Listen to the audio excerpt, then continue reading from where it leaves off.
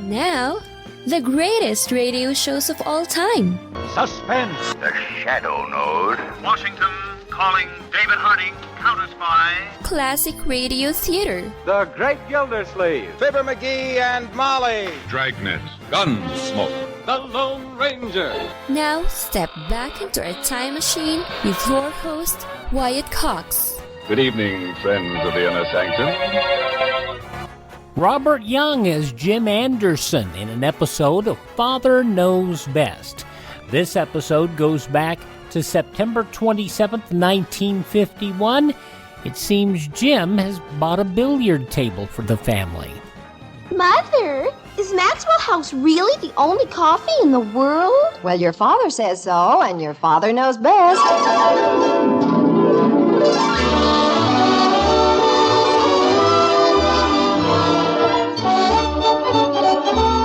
Yes, it's Father Knows Best, transcribed in Hollywood, starring Robert Young as father. A half-hour visit with your neighbors, the Andersons, brought to you by America's favorite coffee, Maxwell House, the coffee that's always good to the last drop.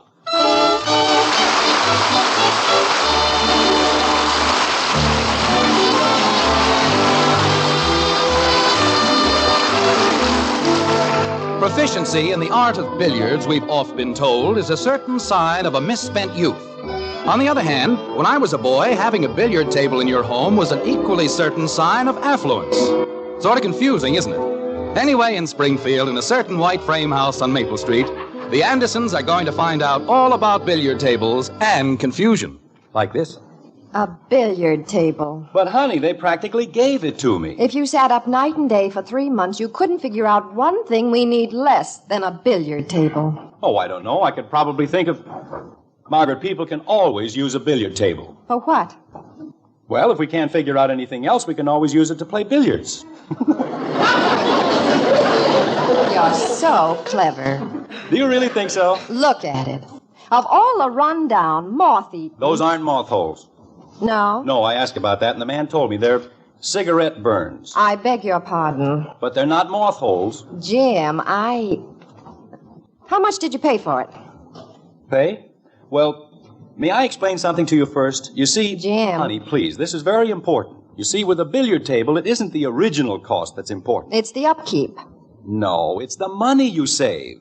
In other words, it isn't really a billiard table, it's a piggy bank. Honey... King size. All right, Margaret, as soon as you're ready to talk sensibly, we'll continue. I'm ready. Good. Now... How much did you pay for it? Let's say, for example, we feel like going to the movies some night. How much did you pay for it? Instead of buying 5 tickets, and that's easily $3, we stay home and play billiards. Daddy! You make such a fuss about little things, like the light bill and the phone bill. Our phone bill hasn't been a little thing in years. Will you please stop changing the subject? I'm not changing the subject. Daddy! You were the one who brought up the phone bill in the first place. All right. How much did you pay for it? For what? The billiard table. Oh, well, just a second, honey. I think Kathy wants me. What is it, kitten? Where are you? We're in the playroom. I'll be right down. Stay where you are, dear. We're coming up in 2 seconds. Okay. Honey, I'd like her to see the table. Come on down, Kathy. Come down? Jim, I've got a whole dinner cooking on the stove. It'll only take a minute. Come on, kitten. Down? Yes, down. Mommy said to stay up. And I said to come down. How will it be if I come halfway? It's all right, Angel. Your father wants to show you something. He does? Close your eyes, baby. I've got a surprise for you. If I close my eyes, I'll fall down the stairs. Well, what do you think? About what? That? Where's the ping pong table? I put it in the closet. How do you like our billiard table? Fine. Daddy, did you ever shoot an elephant? What has that got to do with a billiard table? Oh, it's very simple, dear. Billiard balls, ivory, elephant tusks. You don't have to shoot an elephant to get billiard balls. I know, dear, but you save so much extra that way. Margaret. Even more than by not going to the movies. Are we going to the movies? No, dear. Not for years and years and years. I didn't say that, Margaret. How about lions? What about lions? Did you ever shoot one? Naturally. When I was a boy, I used to shoot one every morning on the way to school. Jim. Now, what kind of a question is that for a child to ask? Did I ever shoot a lion? Jim, if I don't get upstairs, Hey, Mom. We're down here, Bud. I can't find my gym shoes. Come on down. I want to show you something. Okay. And don't run down the stairs. Bud! You say something, Dad? I said, don't run down the stairs. Gosh, no.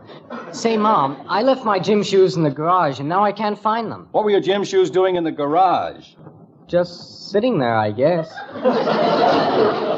Bud, were those your new gym shoes? Well, they were only there a couple of days. Do you suppose somebody took them? Of course not. Why would anybody want to take a brand new pair of gym shoes? You mean they would, huh? That's exactly what I mean. And you're going to find out that $7.95 shoes don't grow on trees. Like billiard tables do. Margaret, I've got to teach these children. And come to think of it, you still haven't told me how much you paid for it. The table? Well, How about tigers? what? Did you ever shoot a tiger? Kathy, the only thing I ever shot in my entire life is an occasional game of billiards. You shoot billiards? Jim, I'm not going to ask you again. Good.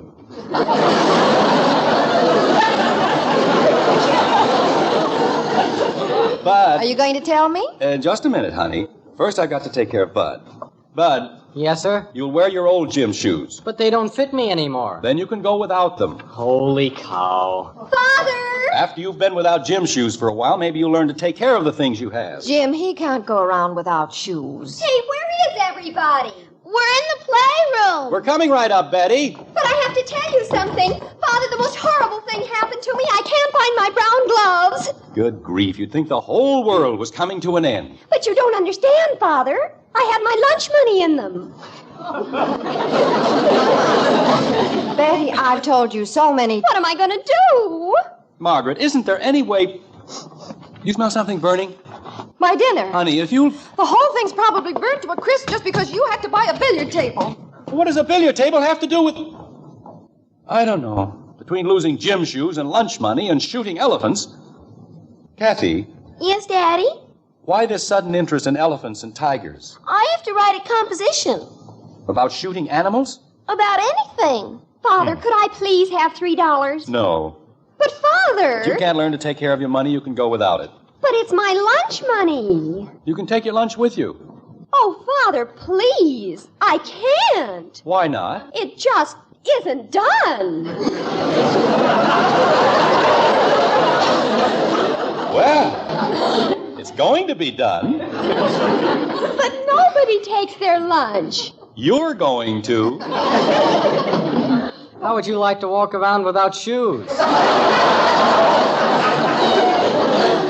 Couldn't you even pretend you shot an elephant? I don't know. Betty. Father, maybe if you gave me an advance on my allowance. Your mother's calling you.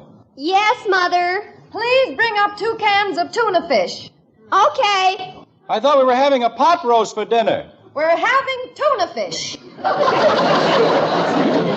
Oh. And please hurry, Betty. I can't get into the pantry closet. Why can't you? I can't open the door. There's a lot of fishing poles and things in the way. I'll take care of that. Mother! Never mind, Betty. You go upstairs and set the table. I'll bring the tuna fish up. But Mother said... I said go upstairs. Jumping creepers. You'd think I was a child or something. You too, kitten. But what can I write my composition about? Give me a hand with this stuff, will you, Bud? Okay, Dad. We'll lay it all out on the window seat, and then I'll find a better place for it later. You didn't tell me what I could write about. Kathy, I'm very busy, and I haven't time to... Why don't you write about something you understand, like breaking windows? Okay. No, wait a minute. I was only joking. Dad, there's a hook on the end of this one. Do you want me Leave to... it alone, Bud. I'll take care of it. Kathy, Yes, Daddy? why don't you write about your family, about Betty or Bud? They're much more interesting than elephants. Not to me, they're not. There. Now we can open the door. Here you are, Kathy. 2 cans of tuna fish. I didn't want any tuna fish. Your mother does. Take them upstairs like a good girl. Gee whiz, millions of animals in the world, and I have to write about Betty and Bud. Now, See this rod, Bud? Dad, that's the one... This is the rod I used to land the biggest muskie ever taken out of Little Star Lake. Dad. Yes, sir, the guide said it was the biggest muskie he'd ever seen. Dad. What a day that was. Dad. I waited till he struck, then I set my reel and zoom. What? Good grief, the whole top of the... Did you want something, Bud? The hook's caught in the billiard table.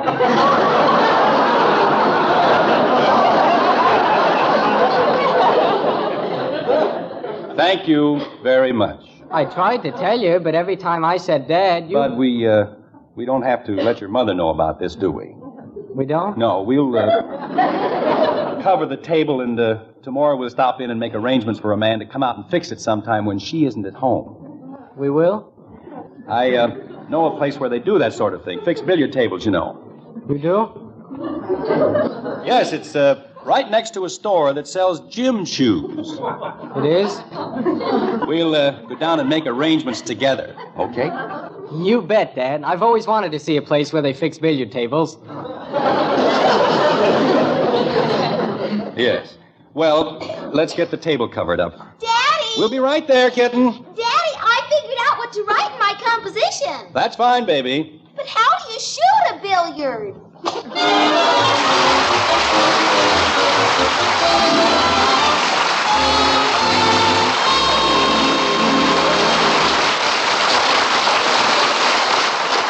How does one explain that to kids? September 27th, 1951. Father Knows Best on Classic Radio Theater with Wyatt Cox. Classic Radio Theater on your favorite station. From September 27th, 1951, Father Knows Best.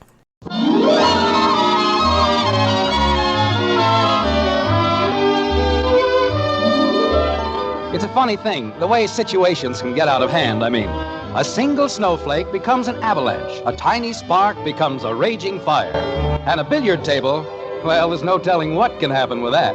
Especially when it's a billiard table that belongs to the Andersons. Like this. Bud. I'm in the den, Dad. Well, come out of the den. I want to talk to you. Okay, Dad, as soon as I finish this chapter. Bud. I'll be right there. As soon as he finishes the chapter. Gosh, Dad, I only had 8.5 pages to go. Never mind, you could... What happened to your shoes? What shoes? Any shoes. Since when do you walk around in your bare feet? Oh. Well, you see, I think there's a rough place in my new gym shoes, and I got a blister on my heel, and I figured if I went around this way... The man said those shoes weren't right for your feet, but you had to have them, didn't you? Well, gosh, Dad, all the other fellas... It's all right with me. They're your feet, and if you want to have blisters... Oh, they'll be okay, Dad. I just have to get used to them, that's all. Well, hurry up, or you'll have a cold winter. You bet. Bud, the man from the repair shop is coming to fix the billiard table this afternoon. Oh? And I'm going to give you a job. I want you to keep Betty and Kathy out of here. How do I do that? If necessary, by sitting on them. Both of them? Bud. Oh, you don't want them to see the billiard table. I don't know. There are some days... You bet, Dad. I'll keep them out if I have to sit on them. I think I made a mistake. Want me to sit on Mom, too? You won't have to worry about your mother. She'll be at a PTA meeting all afternoon. Jim! Oh, no. Short afternoon, huh, Dad?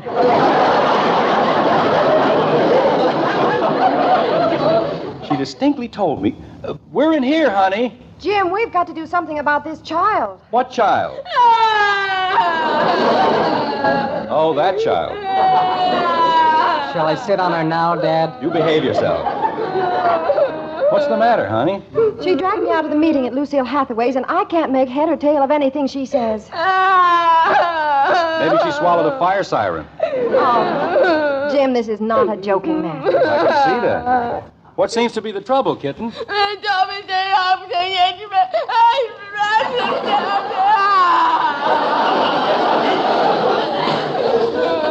What did she say?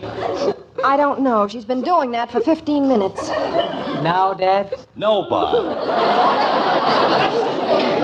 Not now. I've asked her a dozen times, and all I get is that outlandish wail. Kitten, we want to help you, but we can't if you won't tell us what's wrong. Good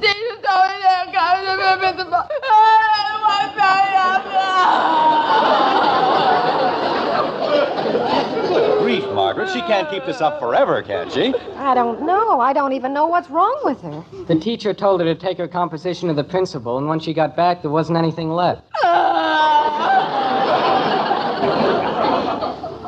How do you know? That's what she just said.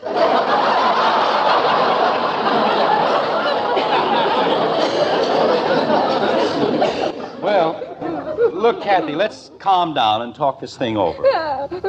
Kathy. Yes, Daddy? Why did your teacher tell you to take your composition to the principal? I don't know, but he said it was very funny. Well, then why all the hysterics? And what wasn't left? If you'll just tell us what you want, maybe we can do something about it. Shut up. Holy cow, Dad. Kathy, won't you please tell us? She didn't have any right to give all the jobs away. What jobs? On the weenie roast. Oh, for heaven's sake. This will probably amaze you, but I still don't know what anybody's talking about. Why don't I just sit on her? Why don't you... Margaret, what weenie roast? Kathy's class is having a picnic on Saturday, and Mrs. Lindsay promised she could be a helper. And while I was up with the principal, she gave all the jobs away. Oh, I'm sure it slipped her mind, Angel. Honey, what kind of a job is she talking about? Well, you know, dear, the usual things at a picnic. Picking up paper and collecting garbage, you know.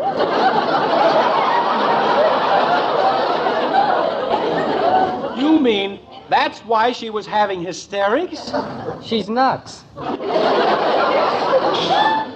am not. Kathy. Yes, Mommy? How will it be if I call Mrs. Lindsay and remind her?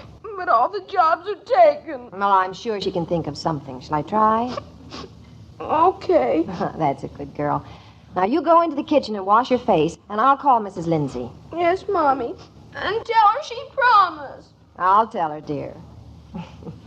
The poor Angel. Margaret, would you mind making the call from the Davises? The Davises? Why, Jim? Whatever for? Well, I'm expecting an important phone call, and I've got to keep the line open. You know how it is. Oh, but this'll only take a few seconds, dear, and I'm sure... But he's liable to call any second, and... It's a very important phone call, Mom, isn't it, Dad? Yes, very. Well, all right, I'll go next door, but I must say you're all being quite mysterious. Why don't you take Kathy with you? Kathy can stay here. I'll be right back. Take your time, honey. Look, Bud. Oh, my gosh, the man's here. I'll go let him in. No, wait, we've got to get rid of... Oh. Hello, Kathy. The doorbell rang. I know, Now shall I sit on her? No. Kathy. Yes, Daddy? Why don't you and Bud go outside and have a nice game of, catch?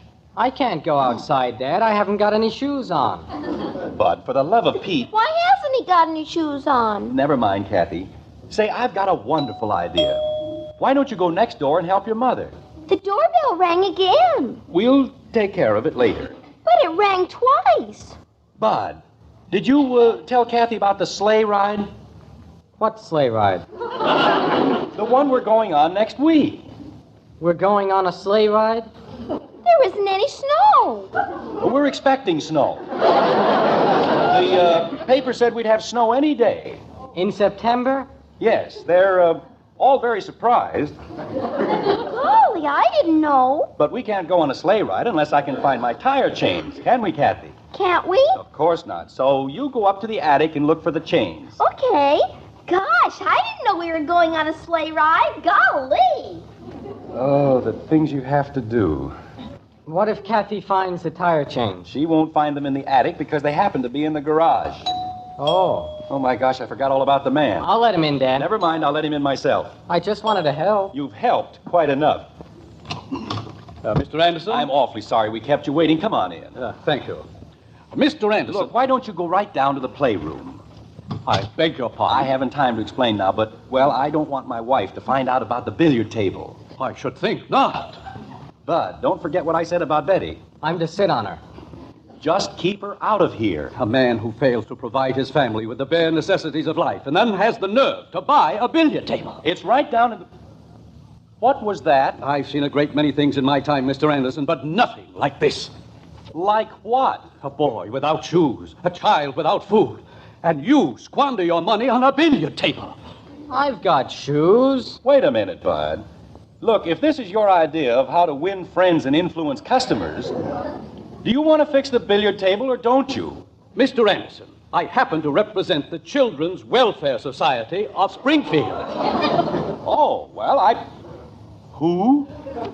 My name is Quinn, Emery H. Quinn, and I represent the Children's Welfare Society of Springfield. Holy cow. The plot thickens. September 27th, 1951. Father Knows Best here on Classic Radio Theater with Wyatt Cox. The conclusion follows these messages.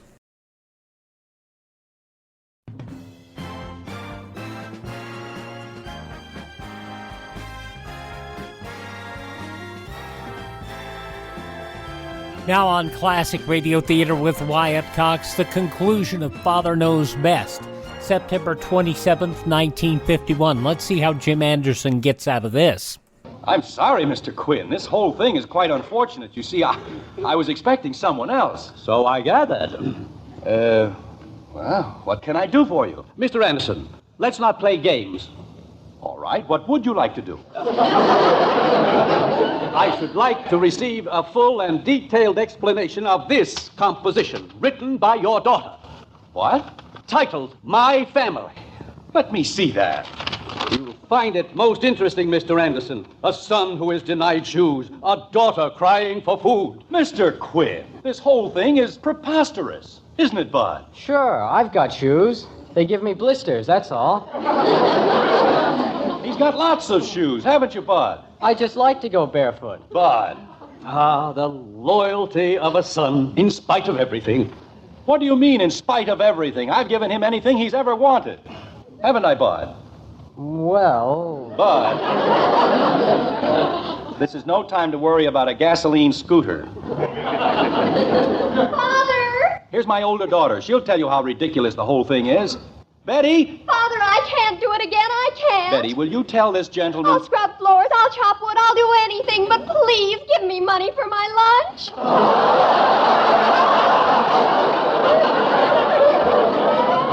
So! Mr. Quinn, you just don't understand. Daddy? Kathy, I want you to tell this man... I couldn't find the chains, Daddy. Chains? Tire chains for the snow. But I found a buggy whip, and that's even better. You beat them. I don't beat them. I've never beaten them in their lives. Chains and whips. For the sleigh ride. That's what they're for. Aren't they, kids? Sure. That's right. Sleigh rides? In September? I'll do anything. Mr. Anderson. Jim. Wait a minute. Here's my wife. She'll tell you that the whole thing is a mistake. Well... Jim, it worked out beautifully. Honey, will you please explain to this man... Angel, we don't have to worry about a thing. I got Kathy a job washing dishes.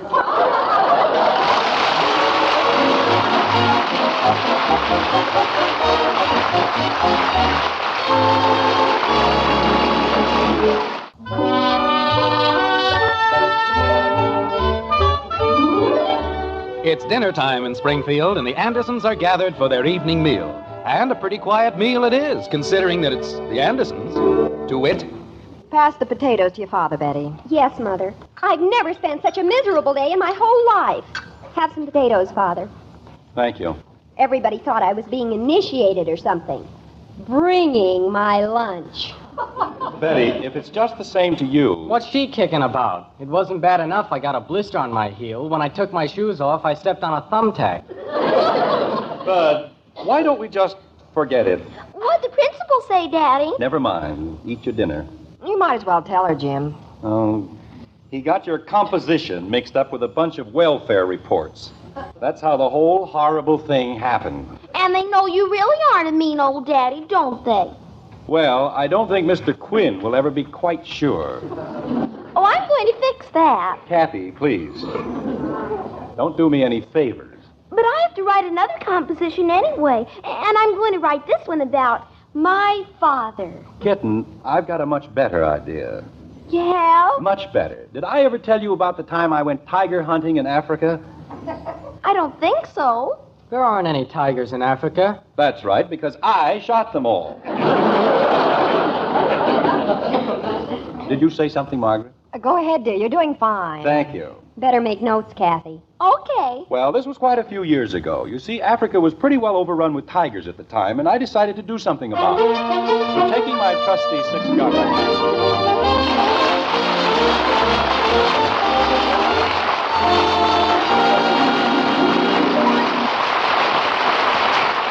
Ladies and gentlemen, this is Robert Young, and I'd like to speak to you for just a moment about messages of hope, words of truth, the deadliest enemies of communism.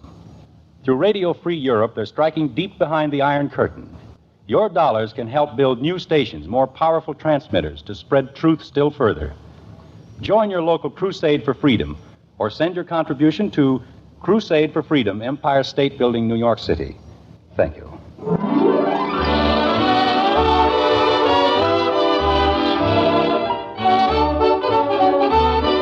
Join us again next week when we'll be back with Father Knows Best, starring Robert Young as Jim Anderson, with Roy Bargy and the Maxwell House Orchestra. In our cast were Norma Jean Nilsson as Kathy, Dorothy Lovett, Rhoda Williams, Ted Donaldson, Herb Butterfield, and yours truly, Bill Foreman. So until next Thursday, good night and good luck from the makers of Maxwell House, America's favorite brand of coffee. Always good to the last drop. Father Knows Best was transcribed in Hollywood and written by Ed James. September 27th, 1951, Father Knows Best on Classic Radio Theater with Wyatt Cox. Now on Classic Radio Theater with Wyatt Cox, an episode of the soap opera Claudia, September 27th, 1948. And now, Claudia. Eastbrook Center, 472.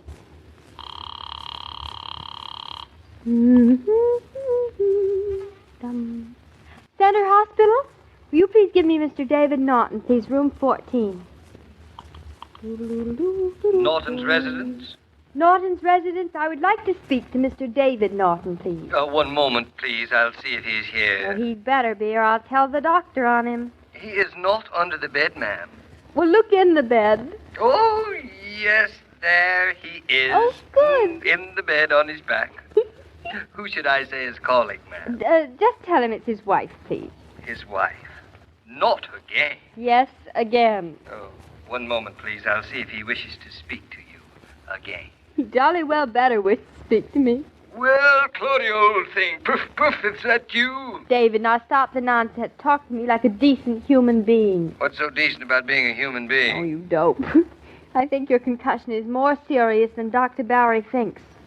I think it's affected your brain. Where do you think my concussion was? Then you're feeling better? Who says I'm feeling better? Your butler says. Oh, him. What does he know about me? Darling, please, are you or are you not feeling better? What's it to you? Everything. Then, yes, I suppose I am feeling better. You didn't even have to tell me. I knew. Then why did you ask? Because I like to hear you say it. Is that so terrible? It's weak-minded.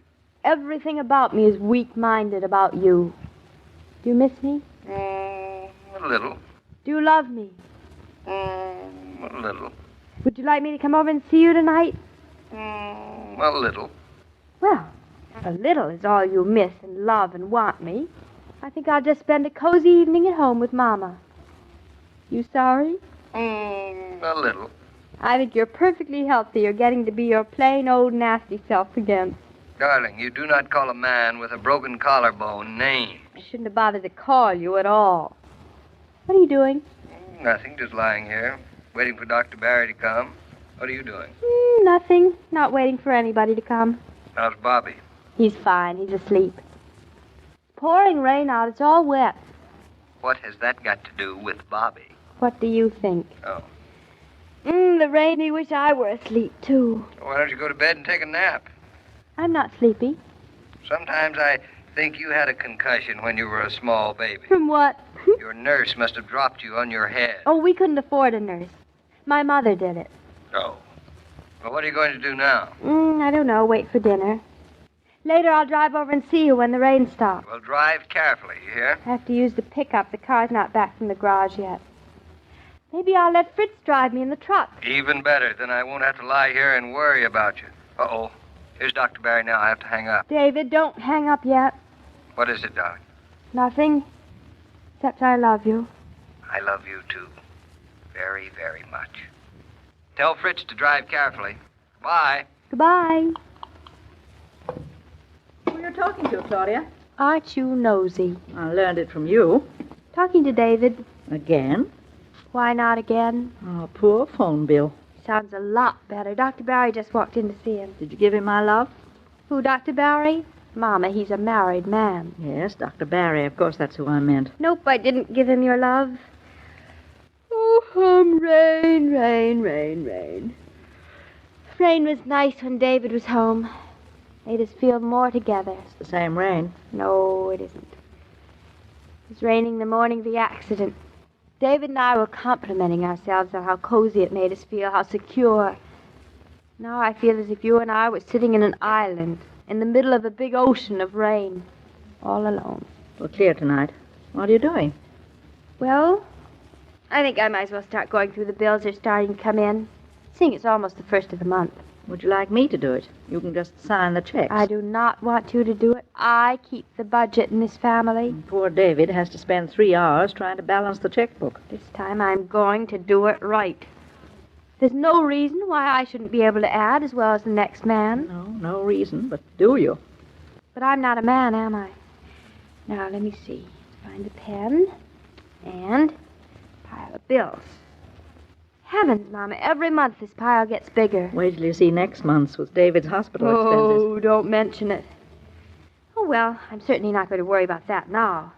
We still have David's bonus we haven't touched anyway. I'm not going to worry about money, Mama. I have plenty of other things to worry about. For once, you're right. Now, hush up and pay your bills. I want to count the number of stitches I purled onto the needle. No. I thought it was the country I liked about living on a farm. Isn't it? No, I don't think so. I think it's David I like about living on a farm. Without him, it just isn't the same. Nothing would be. Nothing should be. Not even people look the same to me. Everybody's nice and everybody's been awfully thoughtful, but maybe they only like me because of David. What are you trying to talk yourself into? Oh, I don't know. I guess I'm just being silly. I guess I just miss David, that's all. Not having him here makes me feel the rest of the world just doesn't care. And get back to your bills. Stop thinking so much. After dinner, I'll drive over to the hospital. That's what I'll do. You've already seen him twice today. Do you begrudge me a little visit with my husband? He's supposed to rest. That's what I keep telling him. I give up. Mrs. Norton, where are you hiding? We're right here in the living room, Mr. Tucker. Come on in. I'm in. The door was open, so I'm in. I just come over to make a social call. Good. Hey ho, Mrs. Brown. Good to see you, Mr. Tucker. Always good to see you, ma'am. Here, give me a coat, Mr. Tucker. You're all wet. A little wet never hurt man. Good for him. Keep him watered like a bed of lilies and he'll grow fine. Oh, give me a coat. I'll hang it up. Don't you want me to, Mama? Stay where you are, Claudia. I was going upstairs anyway. Almost time to give Bobby his bath. Yep. She sure is a fine cut of a woman, your mother. Mr. Tucker, how would you like to see my son? Frankly, Mrs. Norton, I ain't got no use for mulin babies, even though he be yours. Well, at least you're honest about it. Mulin babies remind me too much of my sister Delilah. No teeth and short dispositions. Well, now, young lady, how's your husband? I just talked to him on the phone. He seems a lot better. I guess times are coming for me to be gone to see him. It'll cheer him up at 12. I'm sure it will. No, I don't believe in hospitals. Never been in one myself. Don't have to have my teeth pulled. I just let 'em fall out when they're good and ready. I don't even go to have my tonsils taken out. I still have 'em, just where they growed. But I suppose when a man gets into an automobile accident, the hospital's the only place for him. Dr. Barry said he really should stay there a while. There ain't never been an automobile accident in my whole family. Ain't never been an automobile. Till just recently. Yep. It's a terrible thing when an accident happens in a family. Terrible thing. Here today and gone tomorrow. Well, we're still here today, thank goodness. It's liable to make quite a dent. Oh, you should see our car. It's still being fixed. Oh, I don't mean in the fender. But the dollars don't come a-rolling in like they should when a man's flat onto his back. Still, it ain't easy. That's the trouble with marriage. What is? Yep, I near made the same mistake myself 10 or 12 times.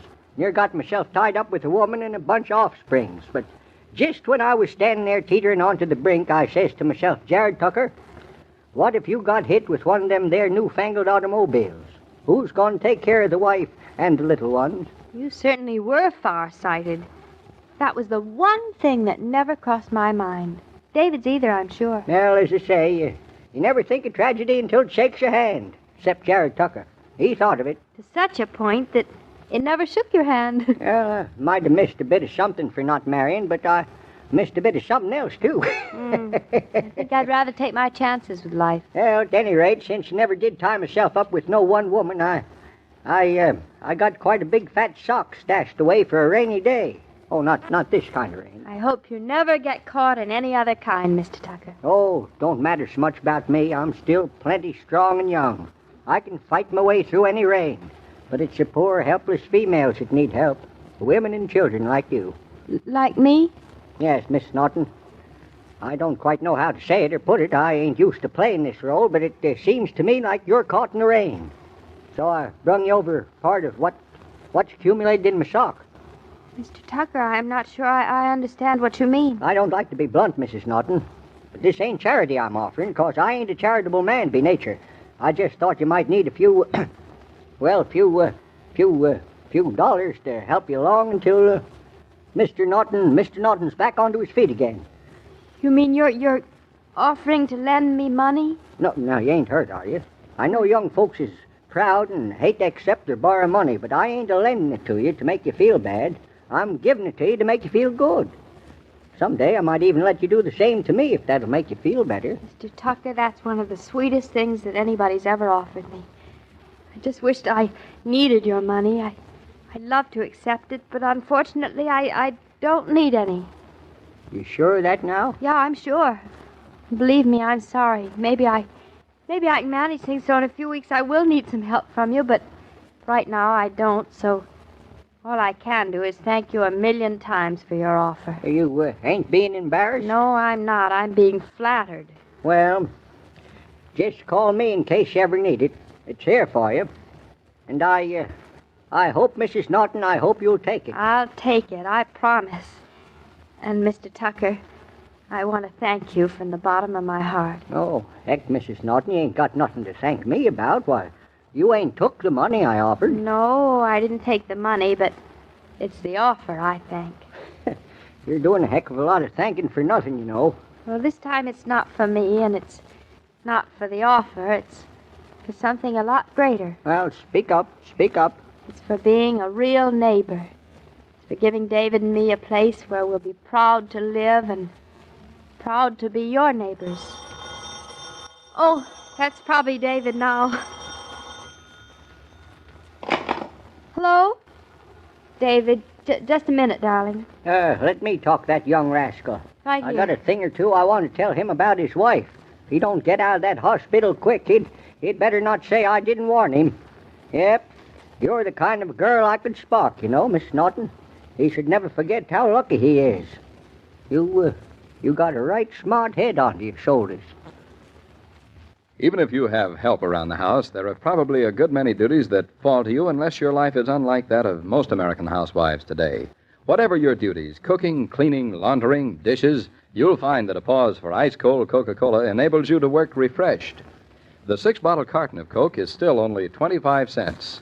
Better pick up a carton next time you're out. Say, wait a minute there, young feller. Oh, Mr. Tucker. Always glad to have a chat with you, Mr. Tucker. You been over to the hospital to see Mr. Norton yet? No, I haven't. Not yet. Oh, well, I ain't either. Been kind of busy around here, you know. Well, actually, I don't think David should have too many visitors yet, do you? Oh, guess not. Guess his wife needs him instead of him. I think you're right. No, I'll be around tomorrow. Mm-hmm, and if you hadn't heard before, you know now, so will Paradiso. What about? The barn. Oh, I'll take care of that. So I'll see you tomorrow, Mr. King. Yes, and that means fireworks. Okay, Mr. Tucker, see you then. As I was about to say, every day, Monday through Friday, Claudia comes to you transcribed with the best wishes of your friendly neighbor who bottles Coca-Cola. So listen again tomorrow at the same time.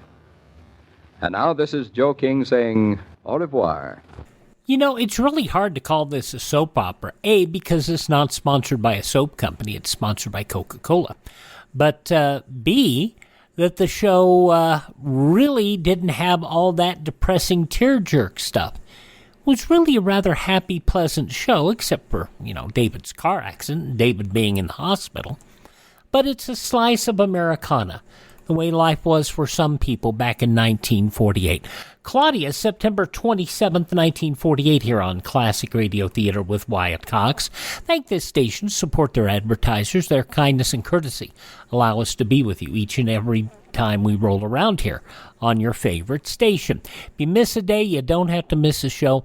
All 21 hours of Classic Radio Theater with Wyatt Cox available all the time at classicradio.stream. You can stream our shows, learn more about classic radio collecting, and you can contact me there. classicradio.stream. And by the way, if you want to buy us a copy, you can help us acquire additional classic radio collections for us to bring to you here on your favorite station. Thank you for tuning in. Tell all your friends the great radio shows are right here at this spot on the dial. Classic Radio Theater with Wyatt Cox on your favorite radio station.